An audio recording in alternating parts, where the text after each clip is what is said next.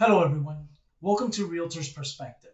I'm your host, Angel Ramos, Vice President with Kashmir Realty and Property Management. Before we move forward, don't forget to visit our Facebook page, Realtor's Perspective. Send us an invite, join the group. We'll be looking forward to provide you with a lot of information from brokers and realtors from across the nation. This information is going to be useful for both homeowners and real estate agents alike. So join us, and we look forward to seeing you there.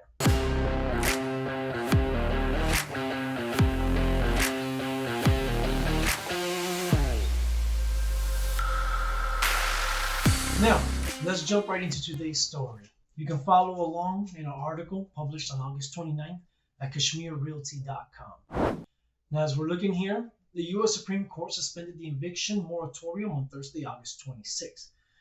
The moratorium was originally extended by the CDC on August 3rd in an effort to mitigate some of the pandemic caused by SARS-CoV-2. On the court decision, there were an 8-page majority. 3 justices dissented. We're not going to get into the politics, so if you're looking for that, go New York Post or some other news station for that information. Today, we're going to focus on how this affects the homeowner and how it affects realtors, real estate agents, property management companies. Now, this is a case where even the nation's highest court has shown some inconsistencies. In the June ruling, the Supreme Court said that they would keep the moratorium all the way through to July 31st. But on this most recent ruling, they went in the opposite direction, essentially telling the CDC that they had no authority under the current laws to extend such an order. Now, just so that a few of you get caught up on what the order is, if you haven't taken a look at it, we provided you with a link. We're going to go through the brief summary, give you a couple of highlights, what's important to real estate and homeowners. Important to real estate and homeowners. The CDC is issuing a new order temporarily halting evictions in counties with heightened levels of community transmission in order to respond to recent unexpected development in the trajectory of the COVID-19 pandemic, including the rise of the Delta variant. A sentence or two below that, it goes on to say, a landlord, owner of a residential property, or other person with a legal right to pursue eviction or possessory action shall not evict any covered person from any residential property in any county or U.S. territory while the county or territory is experiencing substantial high levels of community transmissions of SARS-CoV-2, the COVID-19 virus. Now, how does the suspension of the eviction moratorium benefit the nation, the real estate market, and homeowners alike? Currently, there's been a shortage of workers, and employers have had to increase their wages in order to attract and incentivize potentials in the labor pool market to get back to work. So looking at the big picture, the suspension of the eviction moratorium could have a positive impact. We're going to go into this a little further. While the employment numbers have gone up month over month, a lot of positions haven't been filled yet, and the nation is still under pre-pandemic levels of employment. A lot of people have argued as well that the combination of both government incentives, such as the unemployment boost of $600, in connection with the eviction moratorium, has allowed a lot of Americans to stay at home rent-free while at the same time increasing their take-home pay without working. This is unusual for our nation. It's a complete turnaround, 180 degrees from what we're used to. Now, let me give you an example with the unemployment checks. Now, whether this is Florida, California, pick a state, let's say you're making $400 a week on unemployment. Now, on top of that, we're tacking on the federal boost, unemployment boost of $600 a week. This is during the pandemic. That gives you, as an individual, $1,000 a week, $4,000 a month. So in many cases, this is far, far more than an individual can make at a low-wage job or even a moderate job for 8 hours a day, 5 days a week. Employers are now competing at that point with the federal government in order to be able to bring in participants from the labor pool if they're even in the labor pool to begin with. So now that the suspension is over, what benefits is the government providing or programs that will allow homeowners to keep their home? Now let's go into this.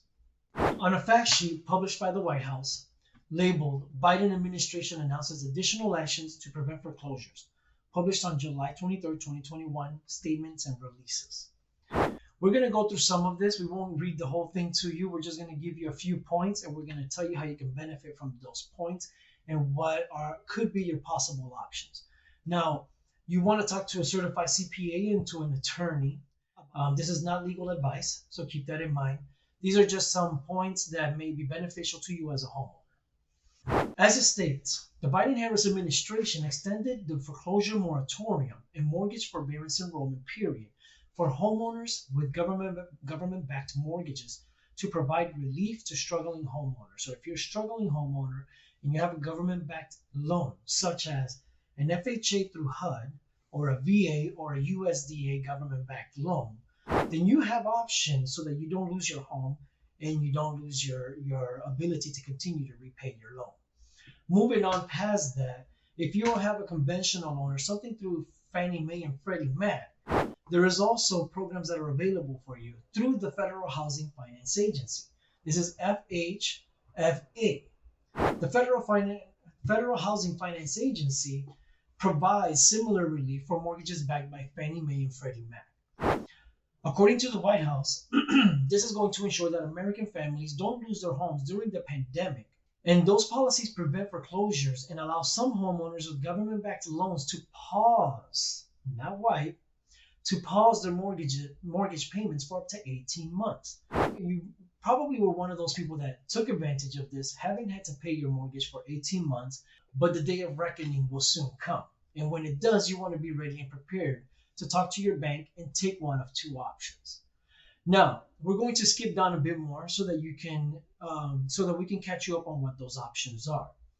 For homeowners who can resume their pre-pandemic monthly mortgage payments and where agencies have authorities, agencies will continue requiring mortgage servicers to offer options that allow borrowers to move missed payments to the end of the mortgage at no additional cost to the borrower, to the end of the mortgage. So if you qualify for this and your bank provides it, which a lot of them are going to right now, a lot of the banks are working with these government programs, they're going to be able to grab the debt that you were not allowed to pay or you're not able to pay, and you're going to put that at the back. You're going to tack it onto the back of your mortgage, almost as a negative amortization. Think of it like a negative amortization, but not really, because you're not negatively amortizing.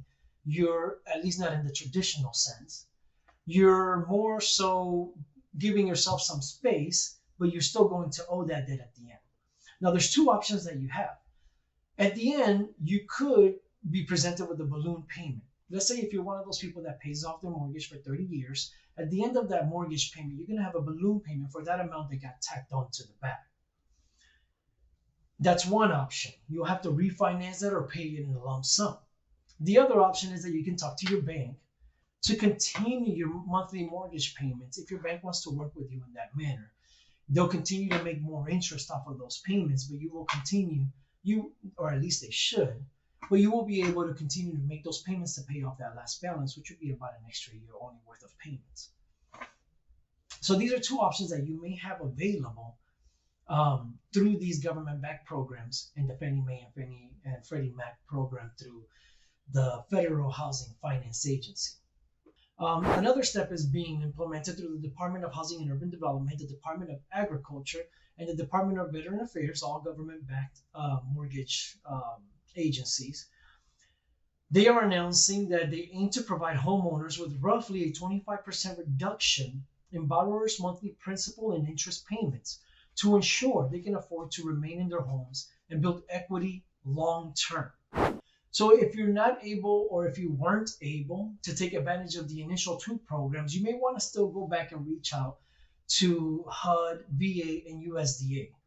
Reach out to them, let them know what your situation is, and explain to them that you'd like to take advantage of that 25% reduction in principal and interest payments. You're still going to have the same payments for taxes and insurance. That's not something they can control. And when does the government ever take away taxes, really? But you will be able to take advantage of a reduction in your principal and interest, which if your budget is tight only by a little bit, this can really make a big difference. And you can stay in your home, maintain equity, continue to move forward. So there's still light at the end of the tunnel. Reach out to us if you have any questions for real estate purposes with Kashmir Realty and Property Management. My name is Angel Ramos.